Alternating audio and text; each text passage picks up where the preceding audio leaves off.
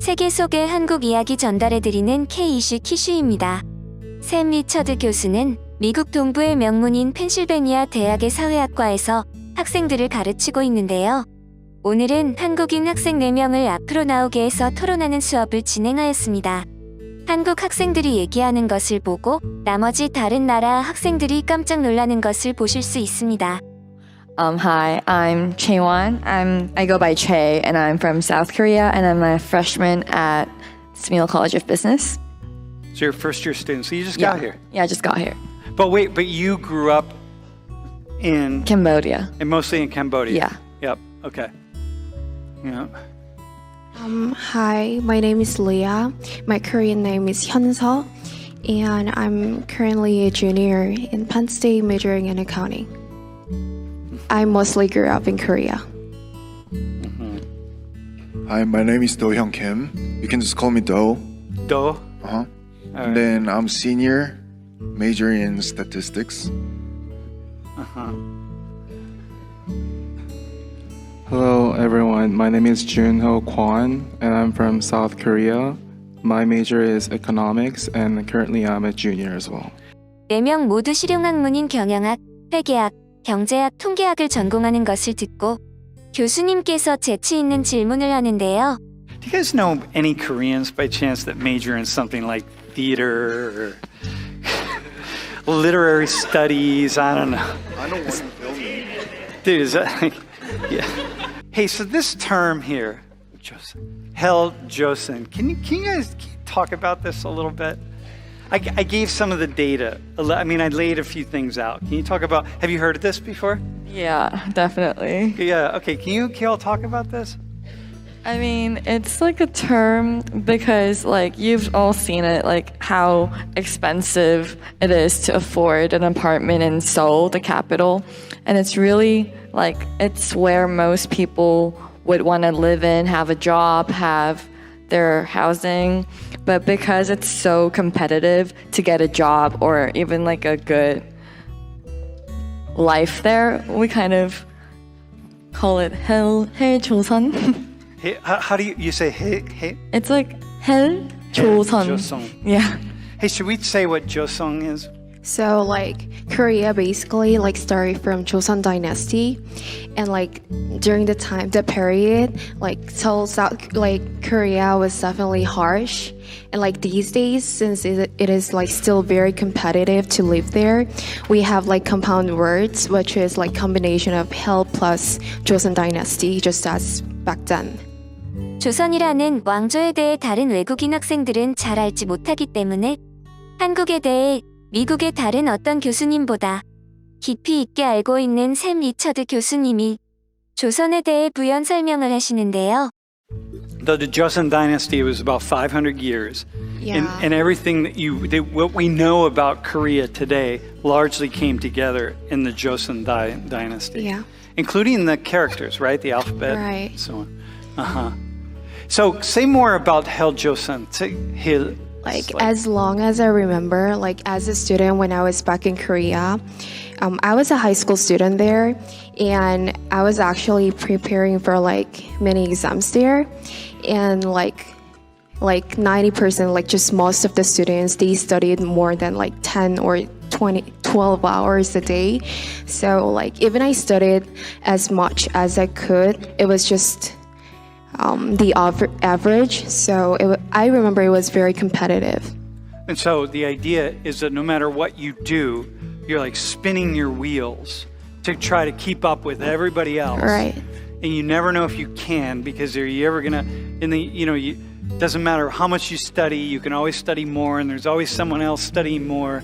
And then when you finally get a job, maybe you get a job, or you're graduating, now you're competing with all these other people, and you're back on the hamster wheel. And then once you get a job, maybe you're not making enough money, or you're working and working and working, and no matter what, it's like hell. It's like Squid Game, in a way, right? So like once before, like back in high school, I had a like talk with the academic counselor back in high school, and then she said like even if you like study really hard during the vacation, like that will just leave you as like just the average. because everyone's gonna like study hard during the period. So that would sound like hell to most of you all, I would assume, right? 열심히 해도 평균이라는 학생의 말을 듣고 이번에는 또 다른 학생에게 질문을 던집니다. Do you guys want to add anything to this idea? Okay, so basically it means like it's more harder for our generation to proceed compared to our parents' generation. Like for example, like it was okay to succeed like for our parents' generation, like when they had to get a loan and they were able to buy like apartments, but today it's really complicated and there's a lot of restrictions and it's more competitive. So yeah, literally it means it's hell for our generations compared to our parents' generations. 교수님께서는 학생의 말을 듣고 이번에는 한국의 사교육 시스템인 학원에 대해서 질문합니다. Leah, you said something about that. Can we talk about these? Like, tell people what these hagwons are. Like, what is this? Okay, so 학원 is like academic lessons that students take after school.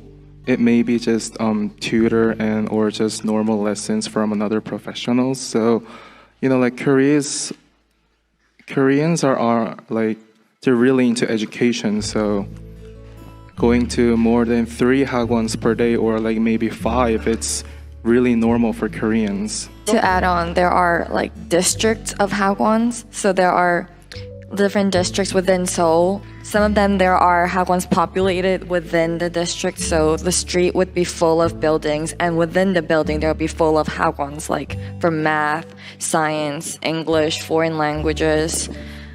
There will be hagwon for literally anything, any subject you can think of. 교수님께서는 이번에는 한국 학교의 정규 수업 과정에 대해 질문을 합니다. Okay, so hang on. So let's be clear here. You go to school, then you have lunch, and you go to afternoon school. Yeah? That's your regular school, which is already longer than in most places in the US, right? Like, what's the average school day? So normally it starts at 8, I think, and then ends at 3 afternoon. So that's only school. And Okay, then, so everyone goes to school, right? Okay.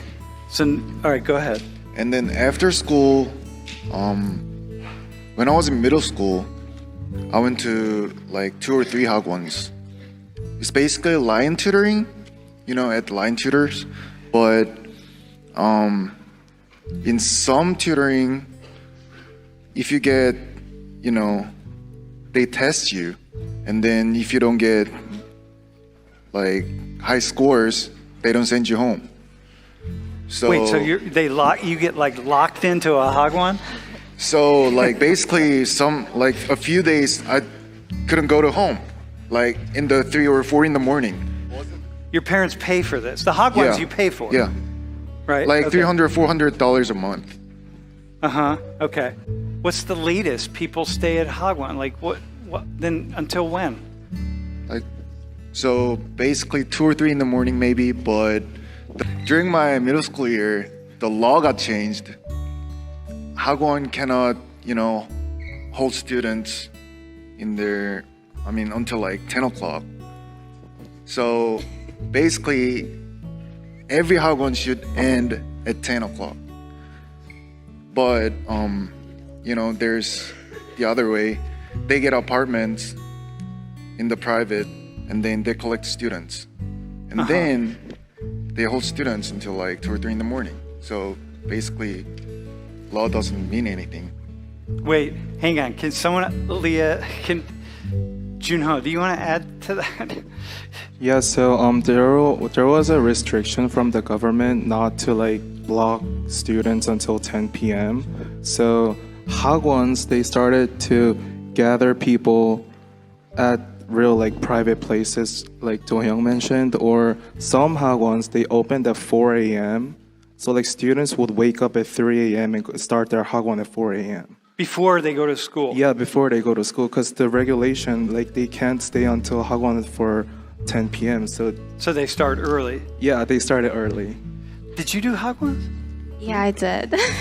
You did? So like Like in general, like most of like those like cram schools, they ended around like 9 or 10 p.m. But like if you're like a really competitive student, and if you're like one of those like students, you go to like specific cram schools that open up until like 2 or 3 in the morning, and then when you're like done with those cram schools, you go to a place called 독서실, which is like a place to study. It's like similar to the library, but like everyone's very focused, concentrated, no one talks. Wait, and how old are we talking here? So like when I was like in middle school, like to high school, I did the same routine over and over. So 여기서 수업을 듣던 한 학생이 너무 놀라 질문을 합니다. 그리고 뒤에 학생들까지 빵 터지는 모습을 보여주는데요. So are there like extracurricular activities that you do, or like you guys play like sports, or like you literally just do Who school has Monday time for to Friday? sports, dude? I don't. I mean, I feel like I would go insane if I was just doing school for like 15 hours a day. Like, would you not? Yeah. Look at them. Do they No, look seriously, normal? I don't dude? know, because you don't need like. I feel like you don't need 15 hours of school a day to like go out in the real world and make money. Like, I don't know. like, Yeah, I know. Yeah, I got you. Yeah, I got you. Okay, so so I want to be clear here. So those numbers up there, 83% of about 83% of Korean 5-year-olds go to hagwons, and about 36% of Korean 2-year-olds go to hagwons. 교수님께서 한국에서는 유아 시기부터 학원을 다닌다는 통계를 보여주자 학생들이 깜짝 놀라 충격을 먹은 듯 입을 막기도 하며 웃기도 하네요. I want to be clear about something.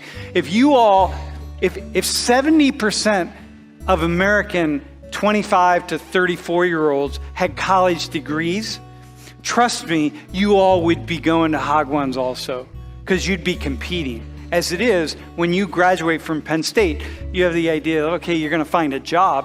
But if you were competing with twice as many people with college degrees here or back home, wherever you're from, if you're not from the United States, you'd be tutoring. You'd be like trying to elevate get your game together, man.